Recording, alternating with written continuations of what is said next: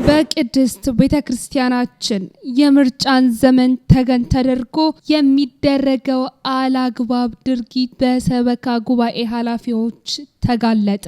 የኢጃት የማይታመን ስራና የቅድስት ቤተክርስቲያን ጥብቅ ማስጠንቀቂያ። እንደሚታወቀው ከሰሞኑ 44 ጥንዶች በስርዓተ ተክሊልና በቅዱስ ቁርባን ጋብቻ ግንቦት 21 ቀን በቅድስት ቤተክርስቲያን ጋብቻቸውን ይፈጽማሉ። ይህንንም ተከትሎ ቅድስት ቤተክርስቲያናችን አዲስ ለመጋባት ላሰቡ ሙሽሮች በሙሉ ጥብቅ ማስጠንቀቂያ አዘል መልእክቷን አስተላልፋለች። ክብራትና ክብራን ውድ የጊዜ ሚዲያ ቤተሰቦቻችን እንደምን ሰነበታችሁ? እንዴት ቆያችሁልን? ሰላም እግዚአብሔር ከእናንተ ጋር ይሁን። በዛሬው የመረጃ ሰዓታችን እንግዲህ አዳዲስ መረጃዎችን ይዘንላችሁ መጥተናል። እስከ መረጃችን ፍጻሜ ድረስ አብረውን ይቆዩ። ወደ መረጃችን አለፍን።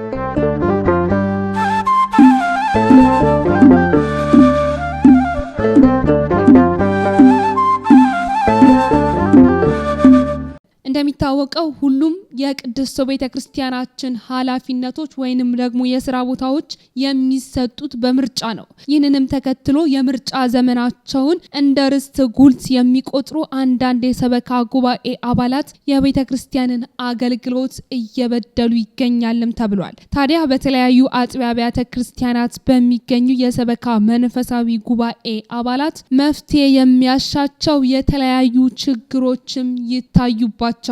በዚህ መሰረት እንግዲህ የቅድስት ቤተክርስቲያናችን የተለያዩ መምህራኖችና የሰበካ ጉባኤ ኃላፊዎች እንዲሁም ሊቀ መንበሮች ሳይቀሩ ይህንን ድርጊት በእጅጉ ተቃውመውታል። በኩረት ጉሃን ደረጀ ሙልጌታ የማህደረ ስብሐት ቅድስት ልደታ ለማርያም ቤተክርስቲያን የመንፈሳዊ ሰበካ ጉባኤ ምክትል ሊቀ መንበር ሰበካ ጉባኤ የአንድ ቤተክርስቲያን ራስ ነው፣ የሚያስተላልፋቸው ውሳኔዎች ትልቅ ናቸው በማለት ተናግረዋል። ታዲያ ሰበካ ጉባኤ መንፈሳዊ አገልግሎቱን በቃለ አዋዲው መሰረት እቅዶችን አቅዶ በመምራት የሚያስፈጽም ነፍሳትን ለሰማያዊ ክብር ለማብቃት አባላቱም ቢሆኑ ከካህናት ከሰንበት ትምህርት ቤቶች እንዲሁም ደግሞ ከምዕመናን እንደሚመረጡ ቀሲስ ኢንጂነር ቴዎድሮስ ደምሴም አስረድተዋል። በዚህ መሰረት እንግዲህ ለጉባኤው የሚመረጡ አባላት ስለ ሃይማኖታቸው የሚያስረዱና የሚያውቁ መሆን እንዳለባቸውም መምህራኑ እንዲሁም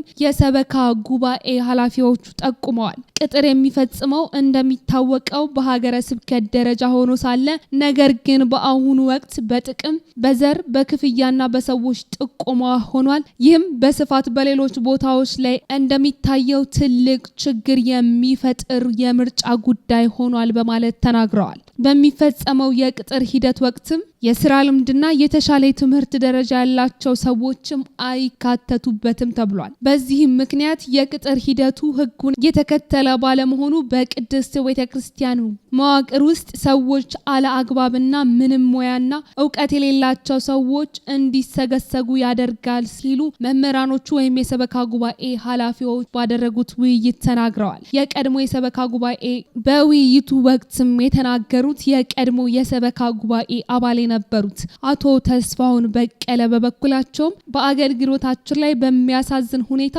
ገና ያልሞቱ ሰዎች እንዳረፉ ተደርጎ ደብዳቤ ተጽፎ ይመጣ እንደነበርም አስታውሰው ተናግረዋል። በተለይም ዕውቀቱ ያላቸው ሰዎች ከመቅጠር ይልቅ ገሸሽ በማድረግ እድሉን በማሳጣት ከአባቶች ጋር በመግባባት በዝምድና ማለትም የወንድሜ የአጎቴ የአክስቴ ልጅ ነው በማለት በሰበካ ጉባኤ መዋቅር ላይ እየተመደቡ እንደሚገኙም ትዝብታቸውን አጋርተዋል። ለሁሉም ነገር መነሻው ቃለ ዓዋዲ ነው ያሉ ሲሆንም ለሁሉም ነገር መነሻው ቃለ ዓዋዲ ሆኖ ሳለ በአሁኑ ሰዓት ግን ቅጥር ተገቢውን መስፈርት ለሚያሟሉ አገልጋዮች ይፈጸማል እንጂ በአጥቢያ ደረጃ ቅጥር አይፈጸምም ብለዋል። ፈተና ባለበት ዓለም ላይ ሆነን ጤነኛ ባልሆነ መንገድ የመንፈሳዊ ማዕቀፉን ማዕከል ባላደረገ ሁኔታ እገሌ የእጅ መንሻ አቀብሏል፣ የእገሌ ዘመድ ነኝ እየተባባሉ ቅጥር እየተፈጸመ መሆኑን አያይዘውም ጠቁመዋል። ቅድስት ቤተክርስቲያን የክርስቲያኖች ቤት ናት። ምዕመናን ከሚያዩትና ከሚሰሙት አንጻር ምን አጨቃጨቀኝ በሚል አስተሳሰብ ሸሽተው በዚሁ ምዕመናን እንዳይመጡ እየሆነ ይገኛል በማለትም ተናግረዋል። በተጨማሪ መምህራኑ እንዲሁም የሰበካ ጉባኤው ኃላፊዎች እንደገለጹት ከሆነ የሚሰሩ የልማት ስራዎችን በተቀመጠላቸው ጊዜ አያልቁም። ለዚህም በአውደ ምሕረት ላይ የሚሰበሰቡ ገንዘቦች በማያመች ሁኔታ የሚሰበሰቡ በመሆናቸው ለሚፈጠሩ የጥቅም ግጭቶች መነሻ ናቸው። በመሆኑም ሰበካ ጉባኤው ይህንን ችግር መቆጣጠር ባለመቻሉ የግለሰቦች መበልጸጊያ ሆኗል በማለትም ተናግረዋል። ታዲያ የተማረ ፊደል የቆጠረ በዲግሪና በዲፕሎማ የትምህርት ደረጃ ያለው ሰው በሰበካ ጉባኤ መዋቅር ላይ አይፈለግም። ይልቁንስ ሌሎች ብቻ ናቸው በዚህ ቦታ የሚቀጠሩት። አንዳንድ የሰበካ ጉባኤ አባላትም የምርጫ ዘመናቸውን እንደ ርስት ጉልት ይቆጥሩታል። ይህም የቅድስት ቤተክርስቲያን ቃለ ዓዋዲን መናድና ኢ-ክርስቲያናዊነት ተግባር ነው ሲሉም ገልጸዋል። የቤተክርስቲያን መንፈሳዊ አገልግሎት በተሻለ ሁኔታ እንዲቀጥል አገልጋዮች በእውቀትና በኑሮ እንዲሻሻሉ ምእመናን ተሳትፏቸው እንዲጠናከር በሰበካ ጉባኤ ችግሮች መፈታት እንዳለባቸው አስተያየት ሰጪዎቹ በመልእክታቸው አሳስበው ተናግረውታል። በሌላ መረጃ የቅድስት ቤተክርስቲያን ጥብቅ ማስጠንቀቂያና ኢጃት ያደረገው የማይታመን ስራ። እንደሚታወቀው ከሰሞኑ በተለያዩ የማህበራዊ ሚዲያዎች እንደተመለከትነው 44 ጥንዶች በስርዓተ ተክሊልና በስርዓተ ቁርባን በአንድ ቀን ጋብቻቸውን ይፈጽማሉ ተብሏል። ታዲያ ለሁለተኛ ጊዜ በተዘጋጀው የብዙሃን ጋብቻ ፕሮግራምም በኢትዮጵያ ኦርቶዶክስ ተዋሕዶ ቅድስት ቤተክርስቲያን ግንቦት 21 ቀን 2017 ዓመተ ምህረት 44 ጥንዶችን በህብረት እንደሚሞሸሩ የኢትዮጵያ ጃንደረባው ትውልድ ጃን ቃና ዘገሊላ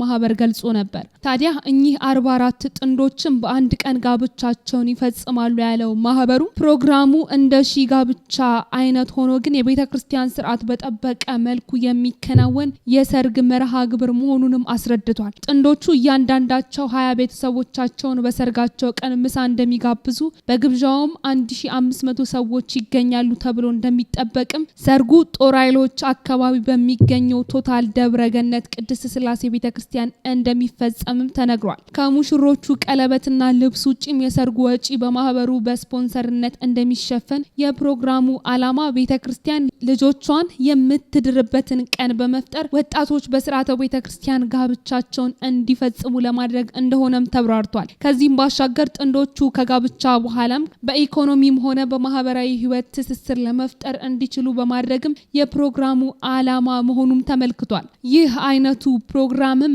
በስርዓተ ተክሊልም ሆነ በቅዱስ ቁርባን ለሚጋቡ ሙሽሮች ቅድሚያ የንስሐ አባት ሊኖራቸው የትዳር ስርዓትን ጭምር በጽሞና ሊመሩ እንደሚገባ የቤተክርስቲያን አስተምሮ ያስረዳል። ሙሽሮቹም ይህን ቅድመ ሁኔታ ማሟላትም ይገባቸዋል ተብሎ ተነግሯል። ምዝገባ የተደረገላቸውም በማህበራዊ ሚዲያ እንደሆነና አጠር ያለ ገለጻ ተሰጥቷቸው እንደሚመጡ እንደተነገራቸው ንስሐ አባት እንዳላቸውና እንደሌላቸው ተረጋግጦ የሌላቸው የንስሐ አባት እንዲይዙ እንደተደረገ በመግለጽም ማህበሩ ምላሽ ሰጥቶበታል። በስርዓተ ተክሊልና በቅዱስ ቁርባን የሚጋቡ ጥንዶችም ተለይተዋል የተባለ ሲሆን ስለ ጋብቻ ብቻ ሳይሆን ስለ አጠቃላይ የትዳር ህይወት፣ የልጆች አስተዳደግ፣ ስለ ስብዕናና ተግባቦት በተለይ መምህራን 1 ወር ሙሉ ኮርስ ወስደዋልም ተብሎ ተነግሯል። ከመጀመሪያው መሰረታዊ የሃይማኖት ዕውቀት ያላቸው ናቸውም ተብሎም ተገልጾላቸዋል። ስለነዚህ 44 ጥንዶች አቅም ስለሚፈትነን ቢያንስ በየ2 ዓመቱ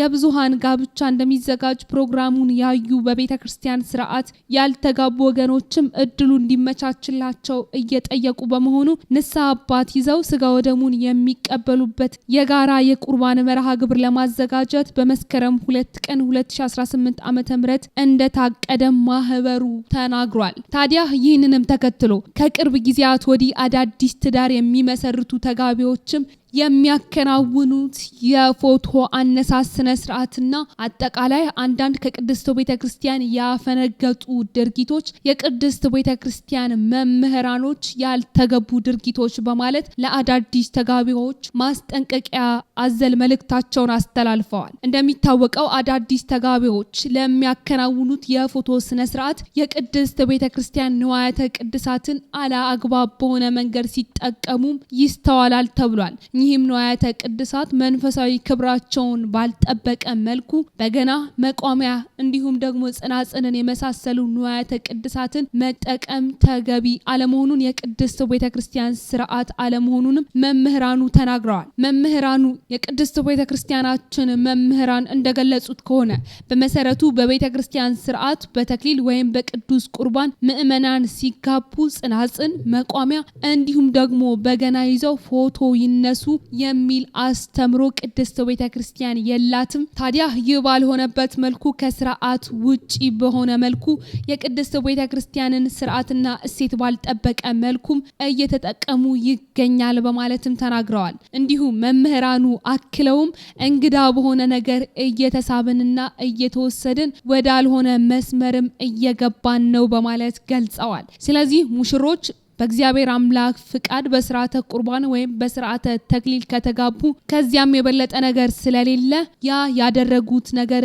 በቂ ነው። ሌላ ነገር ሲያደርጉ ከቅድስት ቤተክርስቲያን ስርዓት ሌላ ነገር እንኳን መፈጸም ቢፈልጉ ቅድስት ቤተክርስቲያንን አባቶችን በመጠየቅና እንዲሁም ደግሞ የቅድስት ቤተክርስቲያንን ስርዓት በጠበቀ መልኩ መሆን አለበትም በማለት ገልጸዋል። ታዲያ ይህ ለሰርግ ፎቶ ማድመቂያ ተብሎ የቅድስት ቤተክርስቲያንን ስርዓት በዘነጋ መልኩ ያልሆኑ ተግባራት መደረጋቸው እጅግ የሚያሳስብ ጉዳይ እንደሆነም የቅድስት ቤተክርስቲያን ድምጽ የሆኑት መምህራኖቻችን ገልጸዋል።